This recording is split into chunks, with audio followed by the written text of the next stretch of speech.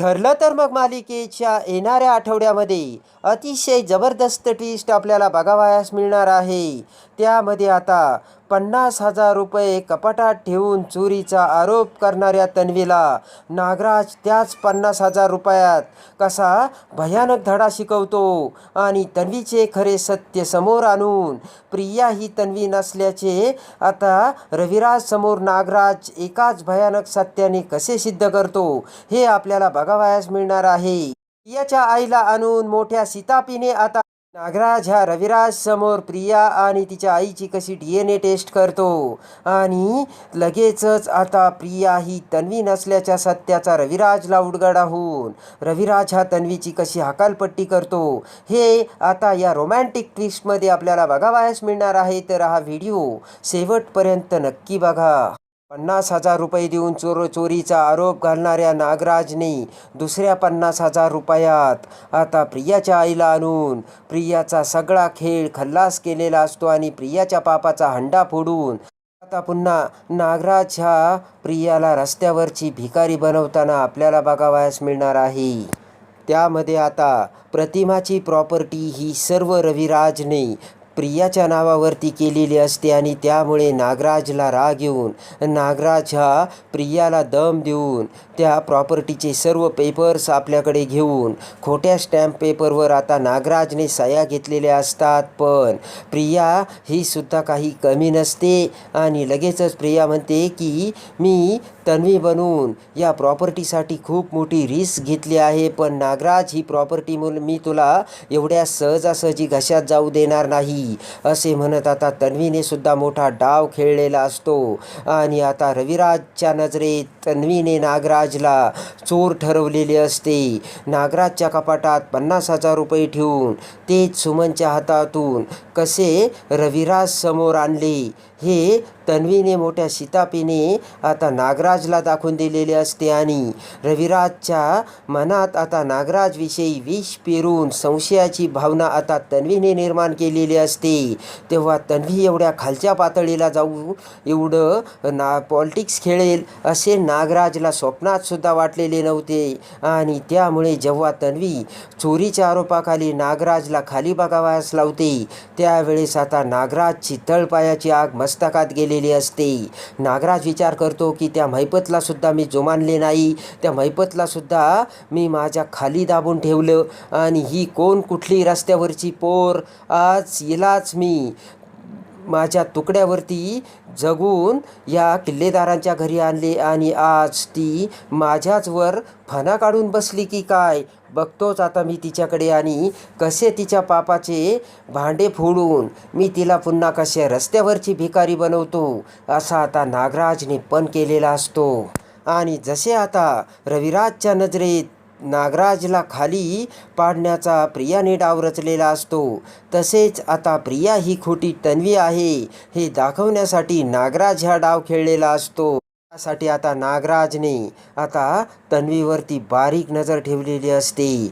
वेळ साधून तन्वीच्या पायावरील तुळशीपत्र गायब झाल्याचे जेव्हा नागराजला समजते त्याच वेळेस आता सुमनला तन्वीच्या बेडरूममध्ये आणत आता दोघांनीही प्रियाच्या दोन्हीही पायावरती तुळशीपत्र नसल्याचे बघितलेले असते आणि त्याचबरोबर आता खाली रविराज समोर सुद्धा आता सुमन आणि नागराजने तन्वीच्या पायावरती तुळशीपत्र नसल्याचे सांगितलेले असते. पण रविराजने त्या दोघांवरही आता अजिबात विश्वास ठेवलेला नसतो.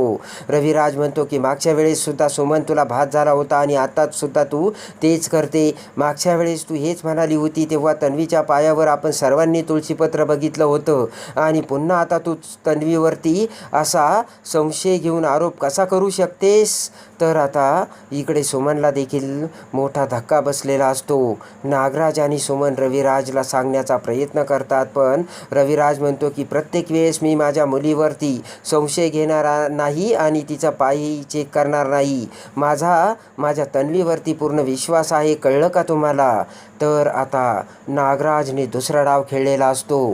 जेव्हा आता कपाटातले ते तन्वीचे गाठोडे रविराज समोर आलेले असते तेव्हा मोठ्या हुशारीने आता रविराजला खाली पाठवून नागराजने जे तन्वीचे गाठोडे कपाटावर फेकलेले असते तेच गाठोडे घेऊन आता नागराज हा रविराज समोर आणतो.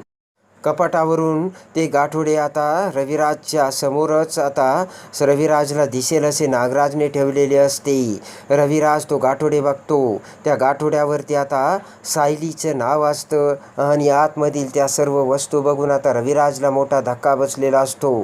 तेव्हा नागराज तिथे येत म्हणतो की अरे दादा, हे तर सायलीच्या नावाचं गाठोडं आहे आणि यामधील वस्तू तर तन्वीच्या वस्तू आहेत बरोबर ना? तर रविराज म्हणतो हो, पण यावरती सायली नाव कसं? यावरती तर प्रियाचं नाव असायला हवं. तर नागराज म्हणतो की बघ बाबा दादा, तू आमच्यावरती आता काही विश्वास ठेवायला तयार नाही. आम्ही सांगतोय त्या प्रियाच्या पायावर तुळशीपत्र नाही आणि आता हे गाठोडं सांगतंय की ह्या वस्तू सगळ्या सायलीच्या आहेत तर तन्वी प्रियाच्या नाहीत. मग आता तूच ठरव.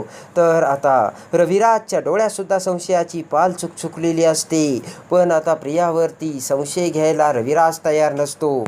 त्यानंतर आता मात्र रविराज हा विश्वास आपल्यावरती ठेवायला तयार नसल्याचे बघून नागराज आता भयानक आयडिया करतो आणि लगेचच नागराज हा 50,000 रुपये देऊन एका बाईला विकत घेतो आणि प्रियाची आई बनून आता नागराजने आता तिला किल्लेदारांच्या घरी यायला सांगितलेले असते. सर्व डाव सांगून आता प्लानप्रमाणे ती बाई आता किल्लेदाराच्या दरवाजात येते. तर इकडे रविराज, नागराज, सुमन बसलेले असताना लगेचच रविराज त्या बाईला बघतो आणि म्हणतो कोण पाहिजे आपल्याला? तर ती बाई म्हणते की मी माझी मुलगी प्रियाला भेटायला आली. ती ऐकून आता रविराजच्या पायाखालची जमीन सरकलेली असते. ती बाई म्हणते की ज्या माझ्या मुलीला मी लहानपणी आश्रमात सोडले होते, ती मुलगी आता तुम्ही दत्तक घेतली हे मला समजलं, म्हणून मी माझ्या मुलीला नेण्यासाठी आली आहे. तेव्हा आता रविराजच्या पायाखालची जमीन सरकून काळजाचा ठोका चुकलेला असतो. रविराज म्हणतो काय बोलताय बाई तुम्ही, तुम्हाला काही कळतंय का? तर लगेचच ती बाई म्हणते की अहो कळतंय का, म्हणजे लहानपणी मी माझ्या प्रियाला त्या वात्सल्य आश्रमात सोडलं होतं.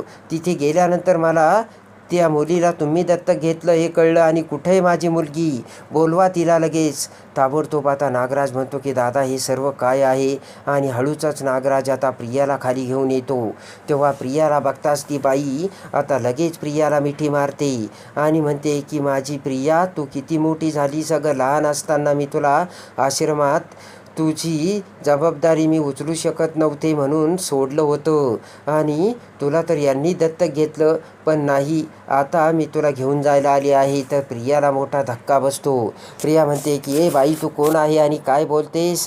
तेव्हा लगेचच ती बाई म्हणते की अगं तू मला ओळखलं नाहीस का? मी तुझी आई आहे आई. आणि कशी ओळखशील, अगं तू तर खूप लहान होती. रविराज म्हणतो की हे बघा मावशी, तुमचा काहीतरी गैरसमज झाला आहे. तर ती बाई म्हणते की गैरसमज माझा नाही तर तुमचा होतोय आणि प्रिया म्हणजे ही मुलगी माझी आहे याचे माझ्याकडे पुरावे आहेत. तेव्हा आता रविराजला मोठा धक्का बसलेला असतो आणि आता लगेचच ती बाई प्रियाचे आय कार्ड, प्रियाचे फोटो, लहानपणीचे ते सर्व गोष्टी आता रविराजला दाखवते. तर आता लगेचच ती बाई म्हणते की तुम्हाला अजूनही विश्वास वाटत नसेल तर मग तुम्ही माझी आणि हिची DNA टेस्ट करा. तर आता लगेचच रविराज म्हणतो ठीक आहे आणि रविराज आता प्रिया आणि त्या बाईची DNA टेस्ट करतो. तर तीसुद्धा पॉझिटिव्ह आलेली असते.